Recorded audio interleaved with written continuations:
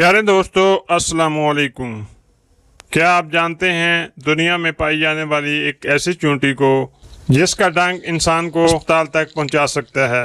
अगर बर वक्त इलाज मुयस्सर ना हो तो जान भी जा सकती है। जी हाँ, आज के इस वीडियो में हम बात करेंगे फायर आंट के बारे में। एक छोटे से कीड़े की ऐसी दुनिया जो अपने पीछे जलन, दर्द और खतरात छोड़ जाती है। तो शुरू करते हैं फायर आंट की हैरान कौन और चौंका देने वाली हक़ाइक़ के बारे में। फायर आंट का डंक इतना तेज हो कि ऐसा महसूस होता है जैसे किसी ने जलता हुआ कोयला रख दिया हो। इसी वजह से इसका नाम फायर आंट रखा गया। इस चींटी के डंक में सोलिना पसंद नामी जहर होता है जो न सिर्फ जलन बल्कि एलर्जी, बुखार, सूजन और बाज़ औक़ात मौत का सबब भी बन सकता है। फायर आंट्स तनहा हमला नहीं करती बल्कि सैकड़ों चींटियां एक साथ अपने शिकार पर चढ़ दौड़ती हैं। ये छोटे साइज की फौज की तरह हमला आवर होती हैं। ये सिर्फ 2 से 6 मिलीमीटर की होती हैं, लेकिन इनकी कॉलोनी में लाखों की तादाद में चींटियां हो सकती हैं। एक कॉलोनी में कई मलका चींटियां मौजूद हो सकती हैं और हर एक रोजाना हजारों अंडे देती हैं। तो फायर आंट्स बहुत तेजी से फैलती हैं और यही वजह है कि ये किसानों के लिए एक बहुत बड़ा मसला बन चुकी हैं। ये पानी में भी तैर सकती हैं। अगर इनकी कॉलोनी में पानी आ जाए तो ये एक दूसरे से चिमट कर तैरने लगती हैं। इंसानी जान के लिए खतरनाक हैं। तो लोग जिन्हें एलर्जी होती है इनके लिए एक फायर आंट का डंक भी जानलेवा साबित हो सकता है। फायर आंट्स जब शिकार करती हैं तो अपने शिकार को मफलूज कर देती हैं। इनके डंक के निशानात कई दिन तक बाकी रह सकते हैं।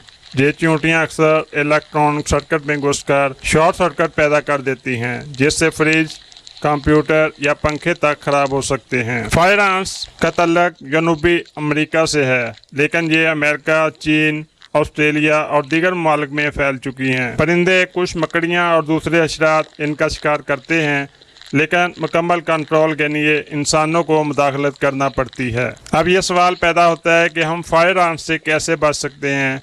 तो इसके लिए चंद आसान लेकिन मौसर तरीके मौजूद हैं। घर और बागीचे में ईंटों के तोदे या मिट्टी के हबारों से दूर रहें। ज़मीन पर चीनी या मीठे मशरूबा ना गिरने दें। हिफाजती दस्ताने या बंद जूते पहनकर बागबानी करें। अगर किसी जगह कॉलोनी बन जाए तो फौरी स्प्रे या केमिकल पाउडर इस्तेमाल करें जो खास तौर पर फायर आंट्स के लिए बने होते हैं। बच्चों और पालतू जानवरों को ऐसी जगह से दूर रखें। अगर आपको फायर आंट खुदा न खास्ता डंक मार ले तो घबराएं नहीं। फौरी तौर पर ये इक़दाम करें कि मुतासरा जगह को साबुन या पानी से धो लें। बर्फ़ की पट्टियाँ लगाएं ताकि सूजन और जलन कम हो।